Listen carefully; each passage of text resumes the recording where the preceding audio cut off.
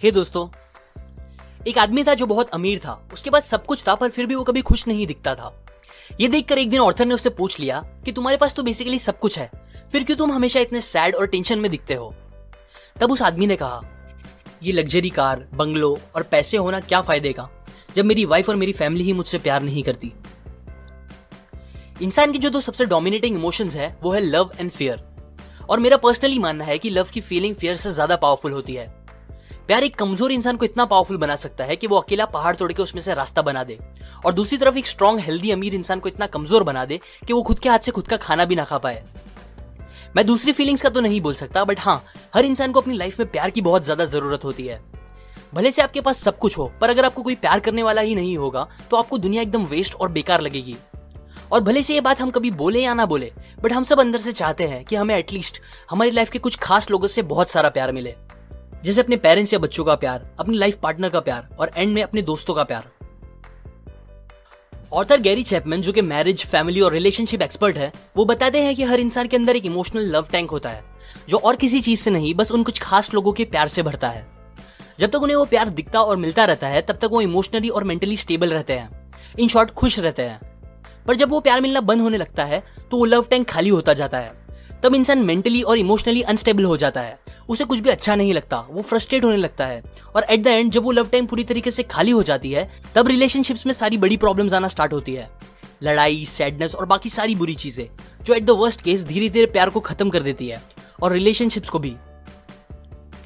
हम सबको खुश रहने के लिए ये बहुत जरूरी है कि हमारा वो इमोशनल लव टैंक हमेशा थोड़ा तो भरा रहे, पर सैडली आजकल ज्यादातर लोगों को वो प्यार मिल नहीं पाता जो वो एक्सपेक्ट करते हैं। अब इसका रीजन ये नहीं है कि वो खास लोग हमसे प्यार नहीं करते, बल्कि एक सबसे बड़ा रीजन ये है कि ज्यादातर लोगों की प्यार की लैंग्वेज हमसे अलग होती है, जो हमें समझ नहीं आती, और इसीलिए हमें उनका प्यार कभी फील नहीं हो पाता। एग्जाम्पल, हम सबकी एक प्राइमरी लैंग्वेज होती है जिसे हम अपनी मदर टंग भी बोलते हैं, जो हमें सबसे ज्यादा बोलने और समझने कंफर्टेबल लगती है। हो सकता है हमें कोई दूसरी सेकेंडरी लैंग्वेज भी आती हो, जैसे इंग्लिश, मराठी, संस्कृत एक्सेट्रा, पर स्टिल हमें सबसे ज्यादा अच्छे से समझ हमारी मदर टंग ही आती है।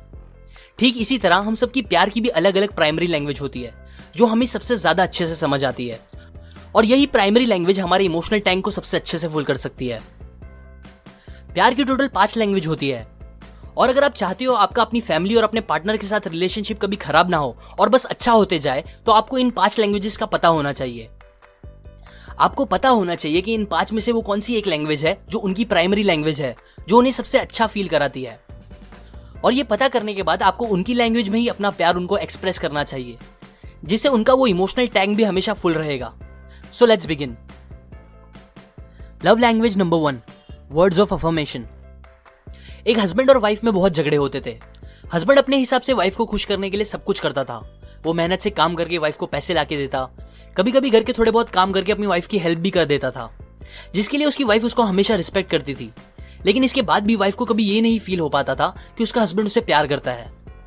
इस बात से हस्बैंड को बहुत चिढ़ होती थी, लेकिन यहाँ वाइफ की कोई गलती नहीं थी। ये बात सच थी कि हस्बैंड सब कुछ करता था, पर प्रॉब्लम ये थी कि वो कभी अपनी वाइफ को ये नहीं बोलता था कि वो उससे कितना प्यार करता है, क्यों प्यार करता है। वो उसकी कभी तारीफ नहीं करता था। उसे लगता था ये सब बोलना और बताना बस मूवीज में अच्छा लगता है, और रियल लाइफ में ये सब चीज की जरूरत नहीं होती।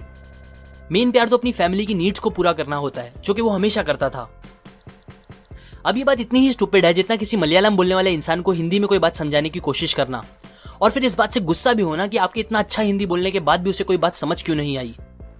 सिमिलरली सच तो ये था कि उसकी वाइफ को प्यार फील करने के लिए और समझने के लिए वो बातें ही सबसे इंपॉर्टेंट थी। उसकी वाइफ की प्राइमरी लव लैंग्वेज थी वर्ड्स ऑफ अफर्मेशन, पर उसका हस्बैंड एक दूसरी लैंग्वेज में ही उसे अपना प्यार एक्सप्रेस कर रहा था।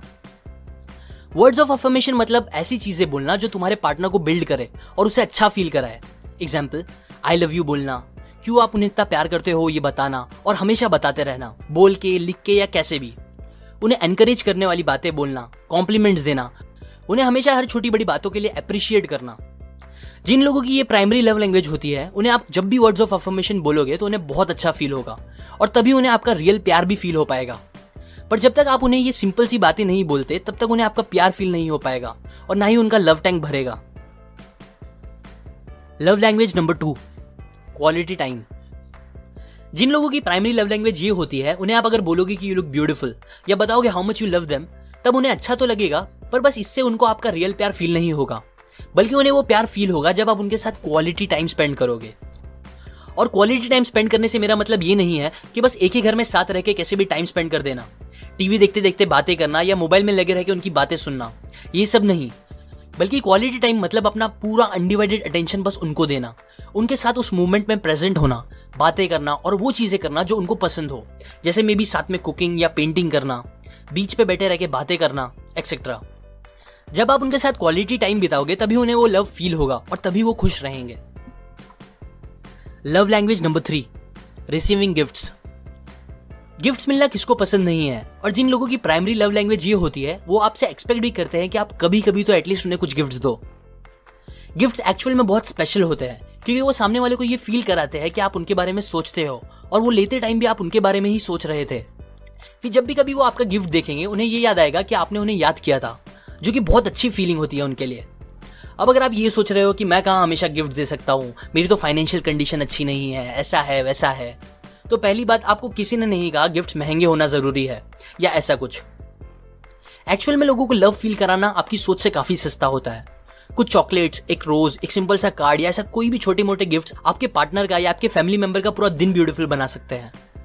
अब अगर आप फाइनेंशियली अच्छे हो तो डेफिनेटली आपको अच्छे गिफ्ट्स भी देना चाहिए, लेकिन एट द एंड ये याद रखो कि आपके गिफ्ट्स की वैल्यू पैसों से मेजर नहीं होगी, बल्कि उसके पीछे की फीलिंग्स वो मेन चीज होगी जो लोगों को खुश करेगी। मैंने बहुत बार देखा है कि कुछ सस्ते से गिफ्ट्स लोगों के दिल के बहुत पास होते हैं, जिसे वो जिंदगी भर दूसरे किसी भी महंगी गिफ्ट से ज्यादा संभाल के रखते हैं। और बहुत बार तो गिफ्ट्स का मटेरियलिस्टिक होना भी जरूरी नहीं है, कभी कभी आपका टाइम और आपके एफर्ट्स भी उनके लिए गिफ्ट्स हो सकते हैं। सो एक हैबिट बना लो और अपने उन खास लोगों को, स्पेशली जिनकी लव लैंग्वेज ये है, उन्हें तो एटलीस्ट छोटे मोटे गिफ्ट्स देते रहो, या आपके रिलेशनशिप्स काफी स्ट्रॉन्ग कर देंगे। Love language number 4, acts of service. पहली लैंग्वेज में मैंने आपको जो हस्बैंड और वाइफ की स्टोरी बताई, उसमें हस्बैंड अपनी वाइफ को जिस प्यार की लैंग्वेज में अपना प्यार बताना चाह रहा था वो थी एक्ट्स ऑफ सर्विस। जिनकी प्राइमरी लैंग्वेज ये होती है वो बस इन बातों से खुश नहीं रहेंगे कि आप उनके लिए गिफ्ट्स लेके आते हो या उनकी हमेशा तारीफ करते हो, बल्कि उन्हें आपका रियल प्यार तब फील होगा जब आप कुछ काम करके उन्हें अच्छा फील कराओगे, उनके कामों में उनकी हेल्प करोगे, घर की रिस्पॉन्सिबिलिटीज को अच्छे से निभाओगे और जरूरत पड़ने पर रिस्पॉन्सिबिलिटीज को एक दूसरे के साथ शेयर भी करोगे। काम जैसे कि एग्जाम्पल्स, खाना बनाना, घर को साफ रखना, पैसे कमा के देना, घर की जरूरतों को पूरा करना, बच्चों की नीड्स पूरी करना, etcetera etcetera. Love language number 5, physical touch. आजकल हमारी थिंकिंग इतनी खराब हो चुकी है कि मुझे पता है दैट फिजिकल टच सुनते ही ज्यादातर लोगों के दिमाग में कुछ गंदा ही आया होगा। इसीलिए पहले ही क्लियर कर दूं कि कुछ सेक्सुअल होना ही फिजिकल टच नहीं होता, बल्कि एक्चुअल में ये बहुत प्योर लैंग्वेज है अपने प्यार को शो करने के लिए।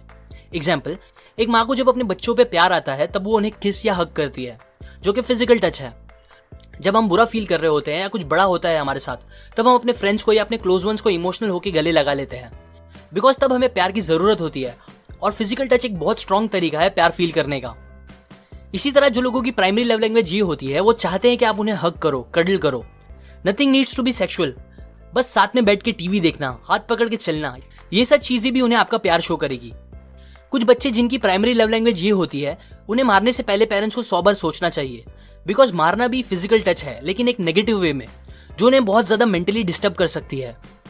ये याद रखो कि अगर आप किसी को उनकी लव लैंग्वेज में कुछ नेगेटिव करोगे तो उनसे ज्यादा बुरा भी और किसी को नहीं लगेगा। एग्जाम्पल, अगर किसी की love language words of affirmation है और आप उनको कुछ बुरा बोलोगे या अप्रिशिएट नहीं करोगे तो उन्हें सबसे ज्यादा बुरा लगेगा। सो टू कंक्लूड, आप पता करो कि इन 5 में से आपकी खुद की और आपके उन खास लोगों की प्राइमरी लव लैंग्वेज क्या है, और फिर उसी लैंग्वेज में उन्हें प्यार फील कराओ ताकि उनका इमोशनल लव टैंक भर सके। आप कभी कभी इन सब 5 लैंग्वेज का यूज कर सकते हो, लेकिन सबसे ज्यादा आपको उनकी प्राइमरी लव लैंग्वेज का यूज करना चाहिए, बिकॉज वो ही सबसे ज्यादा इंपैक्ट करेगा और आपके रिलेशनशिप को उनके साथ अच्छा रखेगा। ये बात मैंने आपको the 5 love languages by Gary Chapman book से बताई है।